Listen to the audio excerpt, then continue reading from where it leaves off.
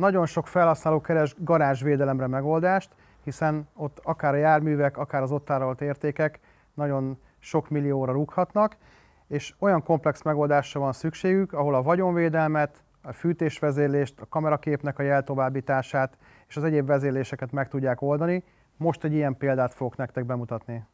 Amellett, hogy a garázsnak a védelmét a Smart modullal oldottuk meg, a garázsnyitás funkciót is ez a készülék végzi el.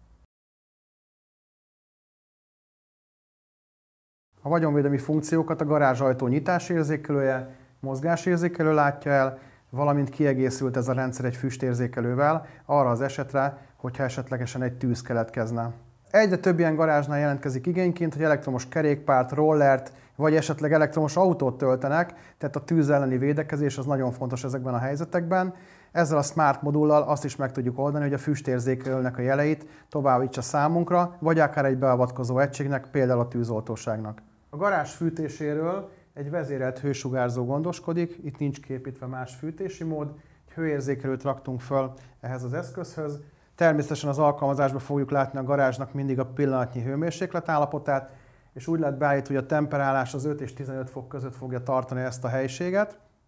Ez célszerű azért, mert a gépjárművek, amit tárolunk a garázsba, annak is szüksége van arra, hogy egy alaphőmérséklet ne menjen a mínuszok alá, ezáltal az állagot is megóvjuk, illetve a fagyveszélyt is el tudjuk kerülni, és sokkal jobb mondjuk egy melegebb autóba beülni, illetve a motorozás esetében az áttöltözésnél sem mindegy, hogy hány fok van a garázsban.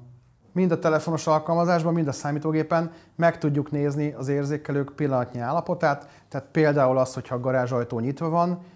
akár úgy is, hogyha nem élesítettük be ezt a rendszert, tudomásunkra jut, hogyha valaki kinyitotta a garázsajtót ennek ellenére, be lehet állítani, hogy minden ajtónyitáskor küldjön egy üzenetet, a mozgásérzékelők állapotáról is meg tudunk győződni, és ha mindez kevés lenne, még a kameraképet is tudjuk továbbítani az alkalmazásba, így be tudunk tekinteni, hogy mi történik éppen a garázsunkban. Tekintettel arra, hogy ez a garázs nem rendelkezett internet hozzáféréssel, ezért egy 4G-s eszközzel tudtuk megoldani az internet előfizetést, egy SIM-kártya került bele a routerbe, és ezen keresztül tudjuk továbbítani a kamerának a képeit. Garázsok esetében nagyon gyakori az, hogy bérbe adják ezeket a helyiségeket, és hogy a tulajdonos szeretne meggyőződni arról, hogy mi történik a garázsba, mikor használják, azt használja, akinek ő bérbe adta, szeretne kontrollt gyakorolni felette, akkor egy ilyen eszközzel megoldható ez is. Még egy fontos funkció, hogy ezekkel a megoldásokkal, amit itt felsoroltunk, távolból is lehet ellenőrizni ezeket az eszközöket, tehát hogyha valaki éppen visszahozta a kölcsönadott motoromat, úgy tudom beengedni a garázsba, hogy nem kell hozzá itt legyek.